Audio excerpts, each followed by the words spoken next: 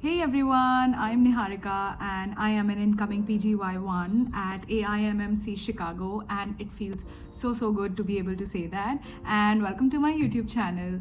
So today I'm filming yet another much requested video, and I'm so excited to shoot today. And because this video will mainly be about the medical students in India, that is, how do you study in medical school. So I think I should take this opportunity and record this video in Hindi, because मैं कोई भी opportunity Hindi में video बनाने की नहीं छोड़ूंगी. तो आज ये वीडियो बनाते हैं Hindi and English mix. And I got so many questions in different videos, as in comments, that how should we study in our medical school, and should we use Marrow or not, what kind of subscriptions did you take, what all resources did you use.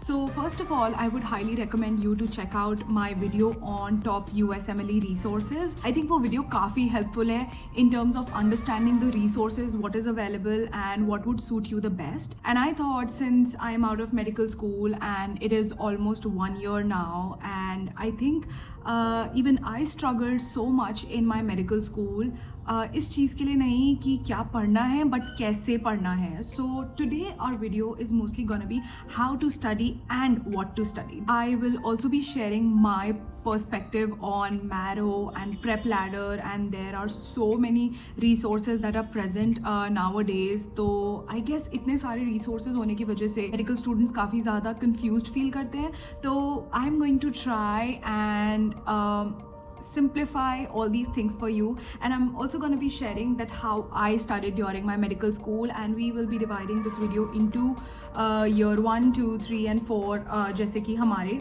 खुद के medical school में होता है. So let's dive right in. So starting with, somebody asked me this question and I have written it down here, that what was your experience like in a private medical college and how did you feel about USMLE at that time. So to answer this question, I would say that I definitely felt very confused, क्योंकि ना ही कोई guidance थी, ना ही resources के बारे में पता था. स्पेशली स्टेप 1 जिसके लिए इतने सारे रिसोर्सेज अवेलेबल हैं, I don't know what to use. And specially being in second year of medical school, आपको कुछ भी नहीं पता होता, आपको अपने बेसिक कॉन्सेप्ट्स भी नहीं पता होते. So literally you have to start from scratch, और वही चीज़ मुझे करनी थी. But one thing was for sure कि I did not feel lonely at all. I never looked for company, because as I already mentioned, I knew कि ये जो भी चीज़ मैं कर रही हूँ, इसके लिए I do have a why. I have a reason of why I'm doing it, and I didn't want other people to get involved in my journey, because then we become codependent, and what if the other person loses motivation, तो आप भी उसके साथ अपनी motivation सब कुछ lose कर जाते हो. So I knew that my cause was unique to me and I had to do it for myself, not for anybody else, and that is why I kept going. So that is how I used to feel in my medical college. So I would highly recommend you guys that if you feel lonely during your USMLE journey, just find an anchor. That anchor could be your reason, like your why. You could probably look up to someone, if there is a senior possibly, or probably any friend of yours, or you are following someone on any social media, then like find your anchor. And I would highly recommend that find your why, like what is your reason to do it. It could be very simple, it could be personal to you, and I think that would help you to keep going. Now coming on to the main video as to how and what to study in your med school.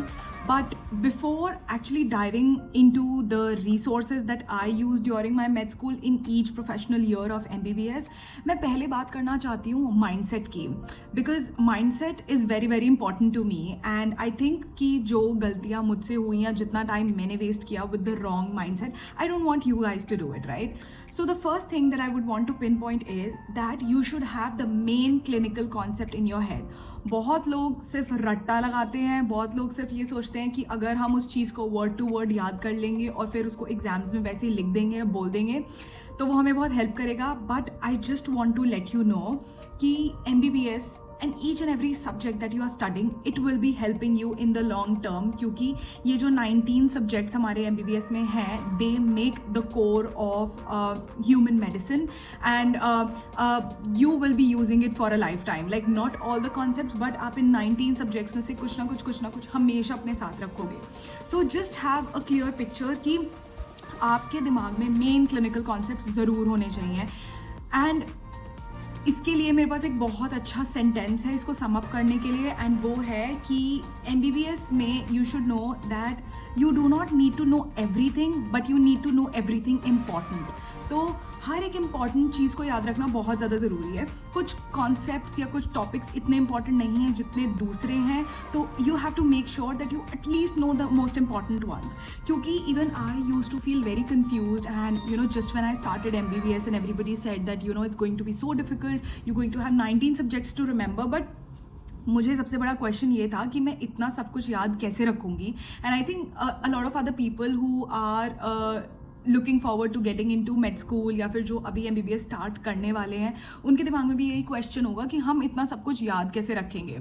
So just remind your self one thing कि आप सब कुछ याद नहीं रखोगे, लेकिन आप सब कुछ इंपॉर्टेंट याद रखोगे। एंड ट्रस्ट मी, अगर आपका ये माइंडसेट होता है तो आपका जो आउटकम होगा, यानी कि चाहे वो आपकी competitiveness in your own class या फिर आपका टेस्ट्स में या फिर एक क्लिनिकल एप्लीकेशन लगाने का आउटकम होगा, that will be I think increase to about 80 to 90%, जबकि जो मैटर आपको याद करना होगा that will reduce down to 40 to 50%। So just remember that human brain is limited. आप एक बारी में कुछ लिमिटेड इन्फॉर्मेशन ही प्रोसेस कर सकते हो, तो use it to remember and understand and process the more important information which is more likely to be applied and asked during your med school journey than like doing everything. Don't do that.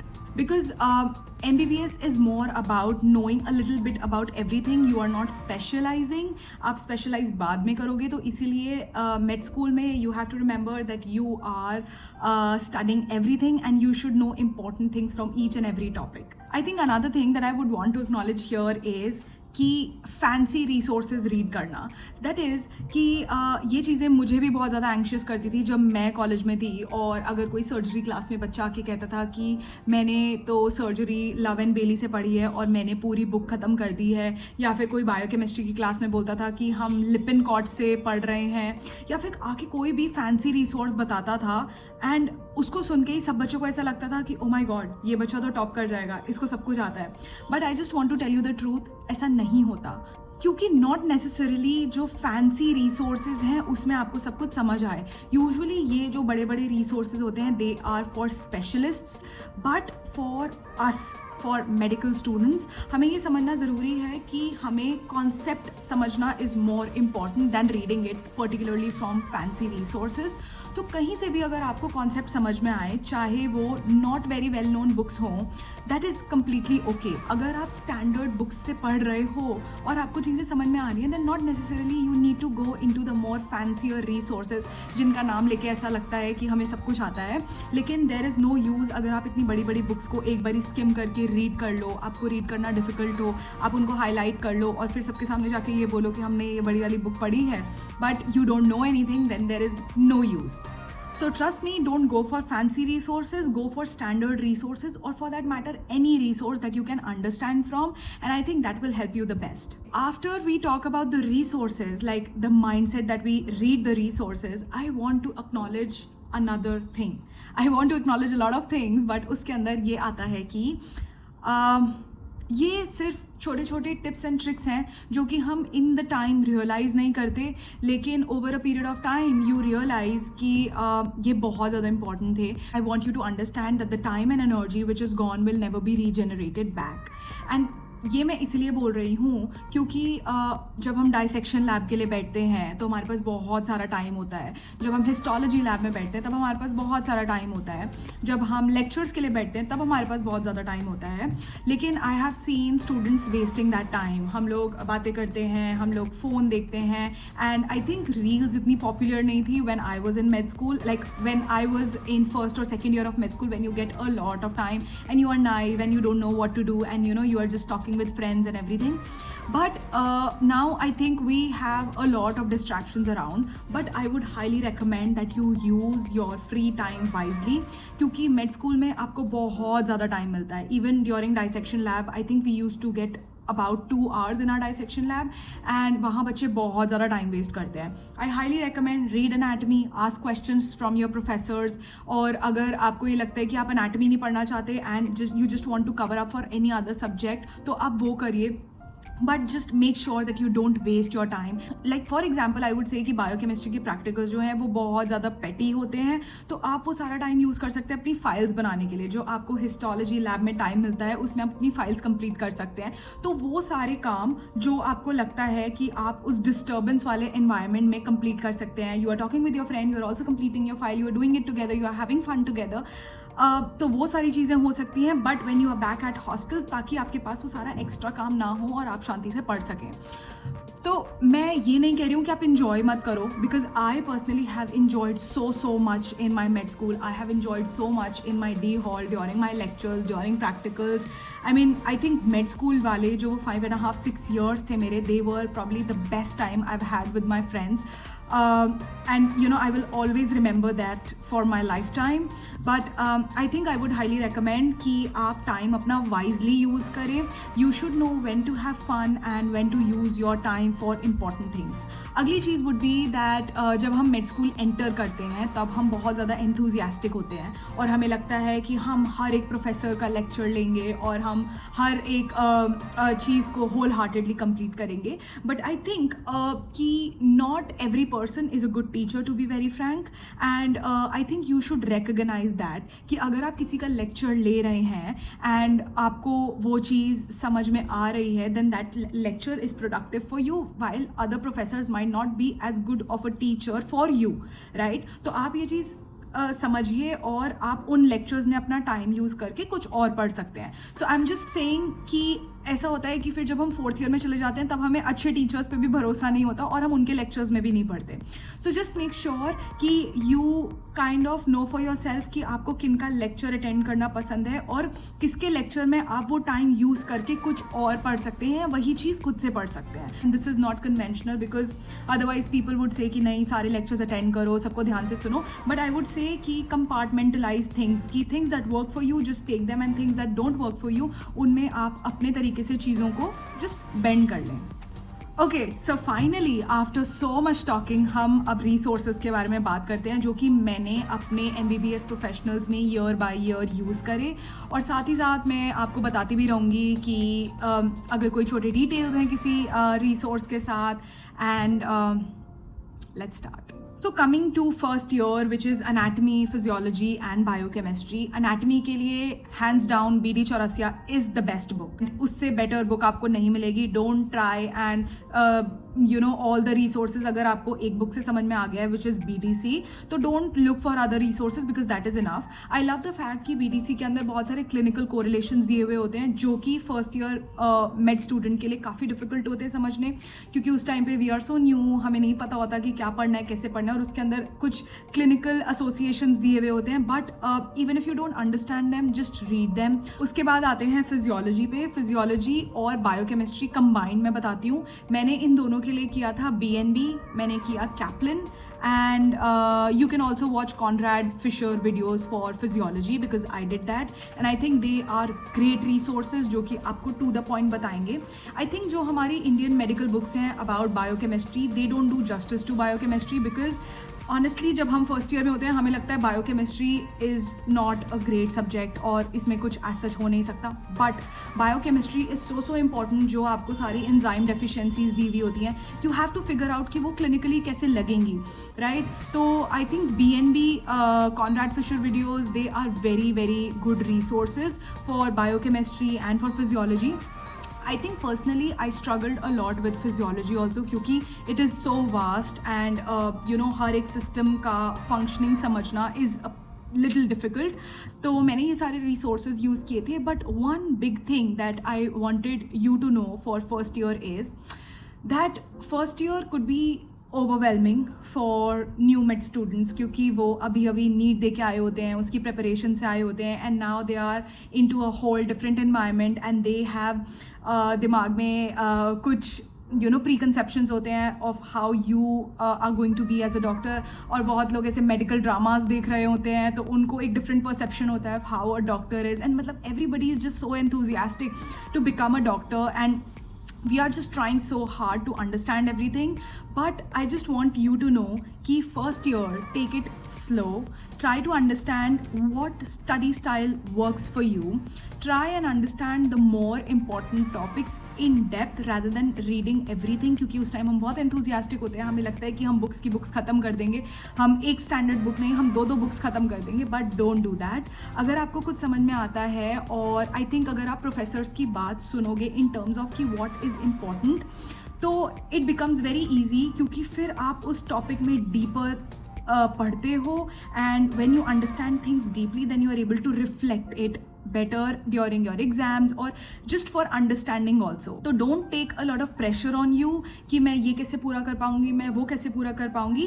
Rather just use that time to know कि मेरा study style क्या है, मुझे कितना समझ में आता है, मुझे कहाँ से समझ में आता है, and I think that would be it. Second thing that I would want to recommend, जो कि first year ही नहीं, I guess सारे years के लिए बहुत ज़्यादा important है, would be to know the more important topics. ऐसा मैं और मेरी रूममेट हम लोग करते थे कि probably at the start of the professional या फिर जब एग्ज़ाम्स आने वाले होते थे, then we use to make a list, a whole list of topics जो लास्ट 10 ईयर पेपर्स में रिपीटेडली आए हैं, या फिर कुछ लोग जो होते थे वो सीनियर्स से बुक मार्क कराते थे. I don't know how helpful was that, क्योंकि मैंने कभी भी नहीं कराया. And I use to also pay a lot of attention. अगर क्लास में कोई टीचर बोलता था कि ये टॉपिक बहुत ज़्यादा इंपॉर्टेंट है, तो उस टॉपिक को पढ़ना, उसका क्लिनिकल कोरिलेशन पढ़ना इज़ ऑल्सो वेरी इंपॉर्टेंट, क्योंकि जो फर्स्ट 3 सब्जेक्ट्स हैं हमारे फर्स्ट ईयर प्रोफेशनल के, उनमें आपको क्लिनिकल चीज़ समझना थोड़ी मुश्किल होती है, because again you are new, right. तो उसको क्लिनिकली कोरिलेट करना, अगर आप शुरू से ही अपने ब्रेन की वायरिंग ऐसे करेंगे कि आपको क्लिनिकल चीज़ें समझ में आती हैं, then it's going to be easier for you to transition into the subsequent years. तो I think knowing the important topics is very crucial for your every professional of MBBS. Again I know first year में सब लोग बहुत enthusiastic होते हैं, बहुत excited होते हैं, अलग अलग चीज़ें होती हैं, फ्रेशर्स होता है, नए फ्रेंड्स बनते हैं, हमें एक सेंस ऑफ फ्रीडम मिलता है क्योंकि हम कॉलेज में आए होते हैं. तो उस चक्कर में आप कभी भी अपना सेल्फ स्टडी का रूटीन मत ख़राब करना. I think a big credit that I would want to give in my journey for the kind of things that have happened for me would be to self-study, क्योंकि I think I have been very very consistent with self-study. I think चाहे वो topic class में हुआ हो या ना हुआ हो, या फिर through exams and tests, because honestly मेरा फर्स्ट ईयर जो था that was very very challenging, not just because I was a med student, मैं अभी आई थी, I was new and everything, but also because I knew that I wanted to start USMLE the next year, like from second year only, and also मेरे को अपना study style नहीं पढ़ना आता था. You won't believe कि मैं nerve का course भी याद करती थी, क्योंकि मुझे नहीं समझ में आता था क्या important है and क्या नहीं. But I don't want that to happen to you, and I want things to be as easy and straightforward with you as possible. तो I think रोज़ रात को डिनर के बाद जो मेरा सेल्फ स्टडी टाइम होता था, that was fixed. I had to study for 2 hours, 2.5 hours, 3 hours, जितना भी टाइम मुझे मिलता था उसके लिए, चाहे वो टेस्ट्स के लिए हो या फिर किसी असाइनमेंट के लिए हो या किसी भी चीज़ के लिए हो. But you need to have a consistent pattern with your self study, और फिर आप सब चीज़ें एडजस्ट कीजिए. If you want to work out, if you want to hang out with your friends, so everything gets scheduled around this, but you do not have to compromise on your self study time. Also, I want to point out to the fact that there are 2 things, obviously. There are theory and there are practicals. तो हमने बात करी theory की कि हमें एक writing style आना चाहिए कि आंसर को कैसे लिखते हैं. Make sure whenever you are studying and you try to draw a lot of pictures, क्योंकि उनसे बनाना ज़्यादा easy हो जाता है पेपर में लिखना, because that is a whole different video कि आप पेपर कैसे लिखते हो और आप कैसे ज़्यादा images का यूज़ करते हो ताकि एग्जामिनर जो है उसको चीज़ें समझ में आए, वो आपको easily marks they they. But also knowing the important topics, we have already talked about that. But coming to practicals, because वो भी एक common topic है for all the years, would be कि हमारे जो practicals हैं उसमें I think everything should be done in the class. You should not be practicing for practicals in your hostel room. Okay, you should be studying for your theory or probably preparing for your competitive exams in your hostel. But हमको practical के लिए बहुत सारा time मिलता है MBBS में, and I think उसी दौरान उनको प्रैक्टिस कर लेना. अगर कोई आपको छोटे मोटे नोट्स बनाने हैं तो उसी टाइम कर लेना, क्योंकि एग्जाम से पहले आपको टीचर्स बहुत सारे अपॉर्चुनिटीज़ देते हैं to simulate your practical. And I think उस टाइम को यूज़ करना और एक्चुअली क्या होने वाला है पूरा समझना कि क्या क्या मिनी एग्जाम्स होने वाले हैं हमारे प्रैक्टिकल में, क्या क्या चीज़ें, क्या क्या स्लाइड्स दिखाने वाले हैं, कौन कौन से इंस्ट्रूमेंट्स होने वाले हैं, वो चीज़ें ग्रुप में प्रैक्टिस कर लेना और एक दूसरे के साथ डिस्कस कर लेना. That makes practicals very very easy.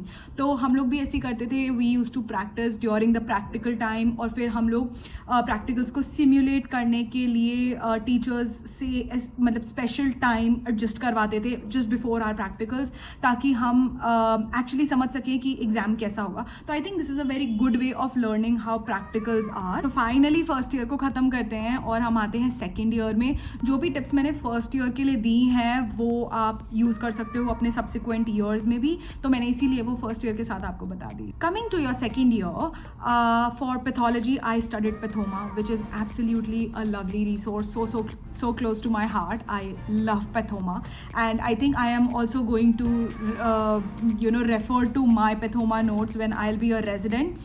So I am so sure that I'm gonna take them with me to Chicago, and I just love Pathoma so much. And I would highly recommend that even if you are not studying for step 1 or step 2, or for that matter your any USMLE exams, you don't want to pursue USMLE, but still you should use Pathoma for your second year pathology, क्योंकि इतना beautiful resource है.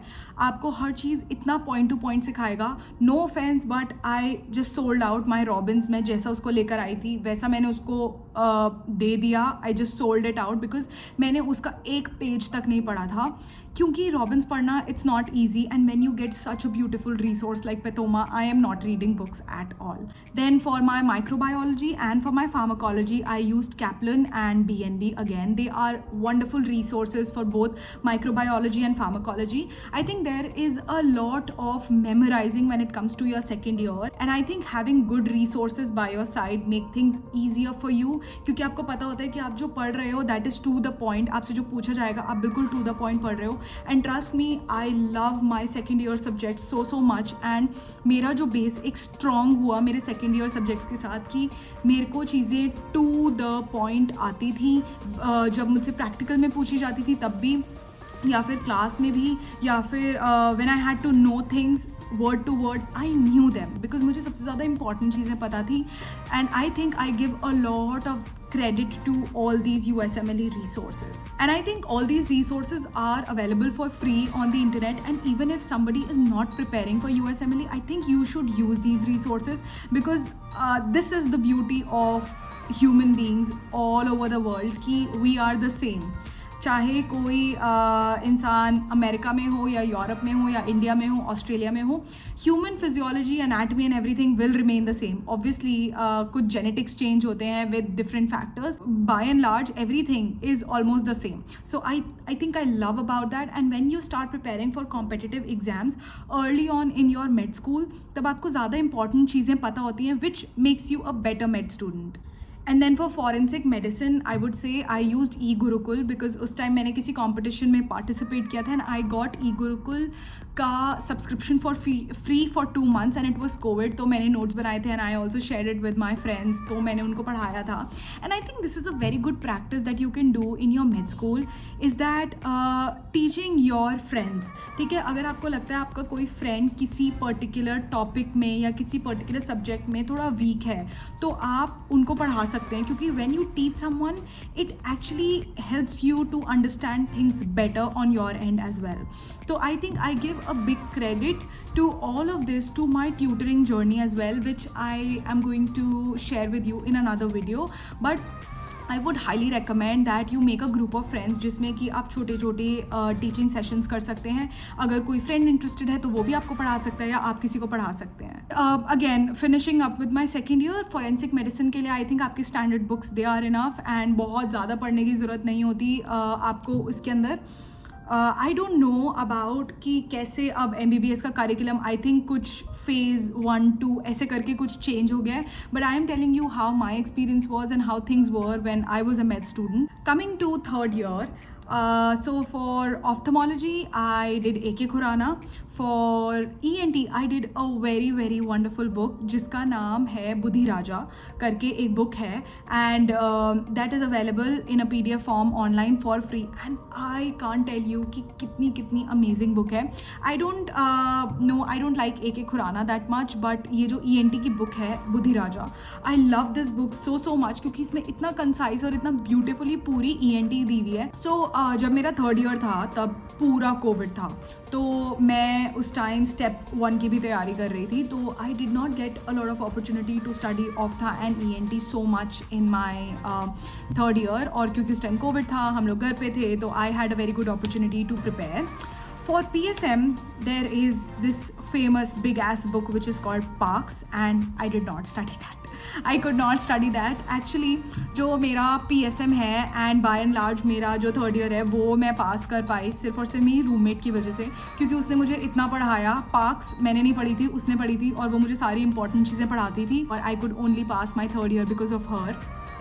But I don't know how Marrow and Prep Ladder and all these things work for PSM, and I have not tried them. Coming to your final year, which is your fourth year, and I think सबसे ज़्यादा difficult year जो मेरे लिए रहा, that was my fourth year. It was so challenging, not just because कि मैं step 2 की preparation कर रही थी, but actually the subjects are very vast. मतलब कोई ख़त्म होने का उम्मीद ही नहीं रहती कि क्या लिमिट्स हैं किसी सब्जेक्ट के.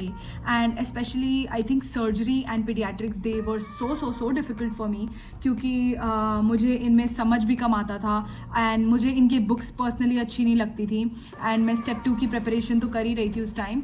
सो for medicine I used my previous resources, वही First Aid, UWorld, Pathoma, all of that, because मुझे ये कॉन्सेप्ट बहुत ज़्यादा फॉरेन लगता है कि how do people say that they are studying medicine, because I think physiology and pathology they are medicine, pharmacology is medicine. तो क्योंकि मैंने वो सारी चीज़ें पहले पढ़ी थी, इसीलिए मुझे मेडिसिन मैंने सिर्फ आई थिंक लास्ट के 2-3 महीनों में डेडिकेटेडली पढ़ी थी, और मैंने डेविडसन से सारे इंपॉर्टेंट टॉपिक्स किए थे. That is how I used to do things. Especially for my fourth year, my approach was very different. कि उस time पे I also bought an iPad for myself, an iPad and an iPencil. तो उससे क्या होता था कि I used to make digital notes on my iPad, and I'm gonna show you one. तो मैं क्या करती थी कि मैं सारे इंपॉर्टेंट टॉपिक्स जो होते थे उनका एक लिस्ट बना लेती थी, और फिर उनके मैं जो सेल्फ एक्सप्लेनेटरी चार्ट्स होते हैं वैसे इंटरनेट से निकाल लेती थी. For example, this is what I created for DKA, which is diabetic ketoacidosis, and I used to make these notes on OneNote, and इस पर मैं छोटी चीज़ें लिखती थी. probably कोई मेरे से प्रैक्टिकल में पूछ ले, because DKA is a very important topic.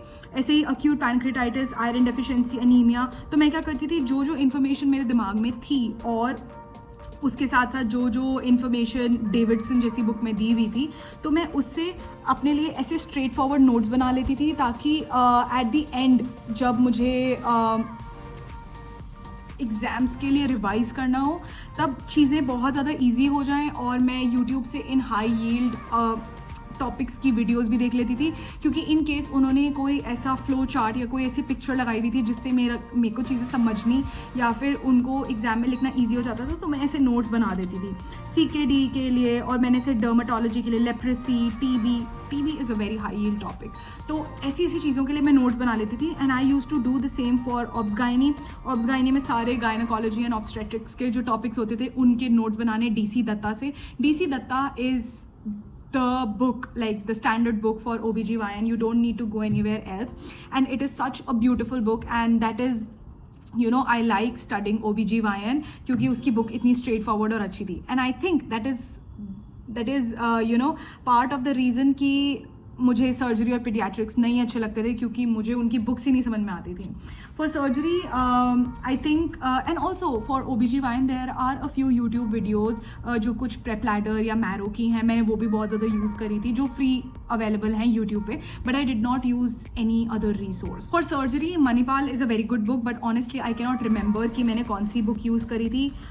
मेरे पास बहुत सारे वो बने हुए हैं, नोट्स बने हुए हैं जिसमें कि यू सी, जब मैं आपको बता रही हूँ कि हम प्रैक्टिकल्स के लिए प्रिपेयर करते थे, तो ये मैंने पूरा एक practicals, these were all the chits that were present for long case and short case, and ये पूरे नोट्स बनाने कि क्या क्या पूछ सकते हैं. अगर मुझे पता है कि cholecystectomy is a very important topic, then you need to know it in and out. मतलब आपको ये पता होना चाहिए इंसिजन कहाँ लगेगा, कितने इंसिजन, मतलब what would be the length of the incision, where the incision has to be placed and everything.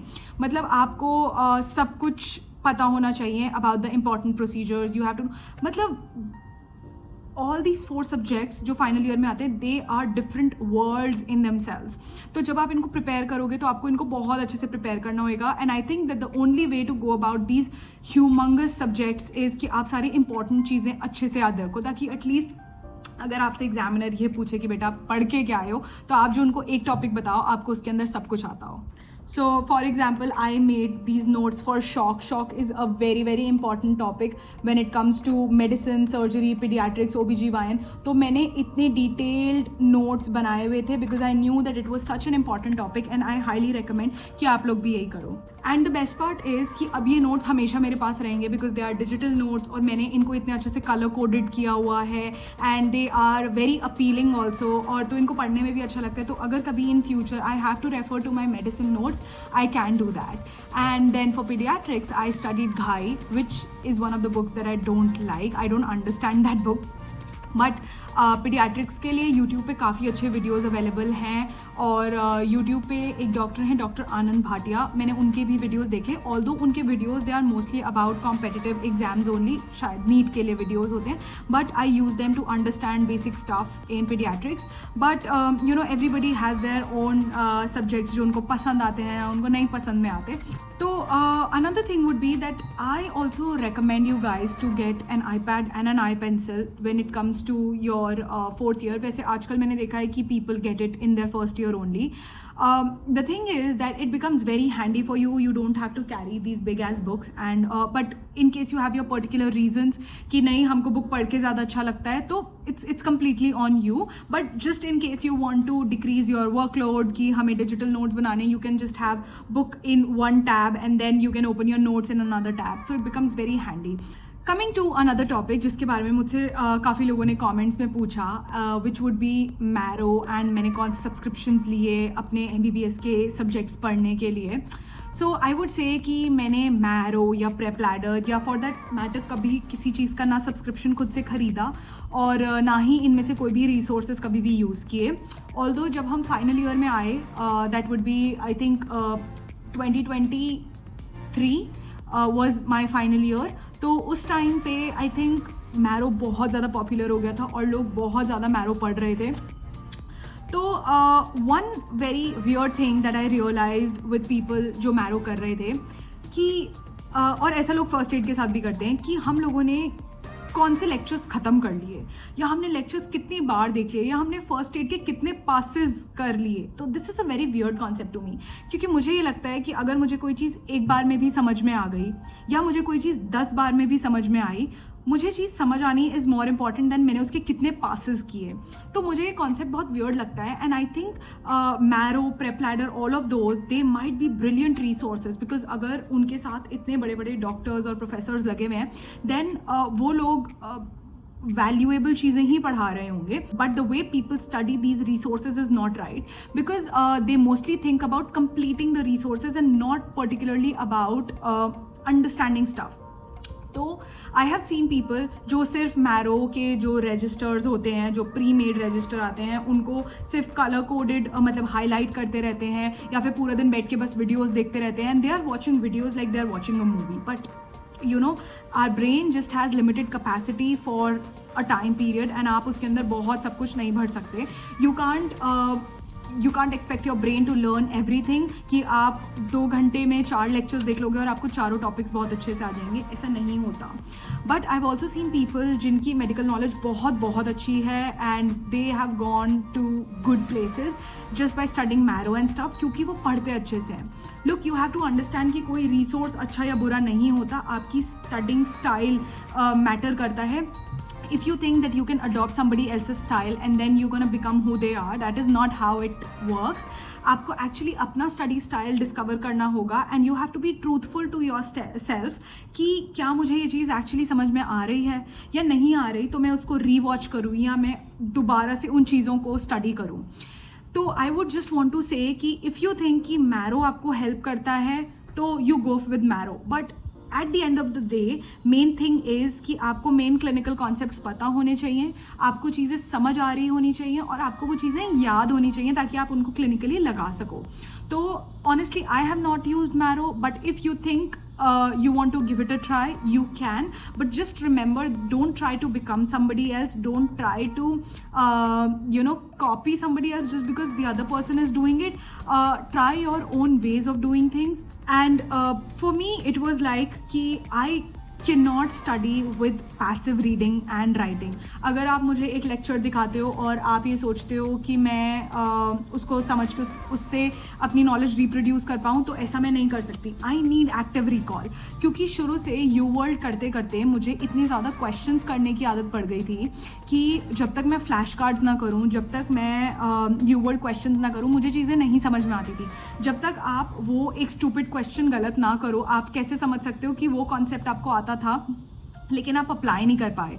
तो I use to do so many flash cards during the day during my medical school. जैसे मैंने बोला कि time waste नहीं करना, तो उस दौरान I use to do my flash cards. अगर किसी प्रोफेसर की क्लास में अटेंड नहीं करना चाहती तो मैं क्लास में ही बैठती थी ताकि मैं एटलीस्ट फिजिकली वहाँ प्रेजेंट रहूँ, लेकिन मैं फ्लैश कार्ड्स करती थी ताकि मेरे टॉपिक्स की रिविजन हो. I use to do so many UWorld questions. I did UWorld for all my steps and I think कि उसकी वजह से जो ब्रेन की वायरिंग है दैट बिकम्स काइंड ऑफ कि आप हर चीज़ को क्वेश्चन करते हो, है ना. आप अपने ब्रेन से बार बार नॉलेज को रिप्रोड्यूस करने के लिए उसको फोर्स करते हो, तो वो एक पैसिव रीडिंग की आदत बिल्कुल चली गई.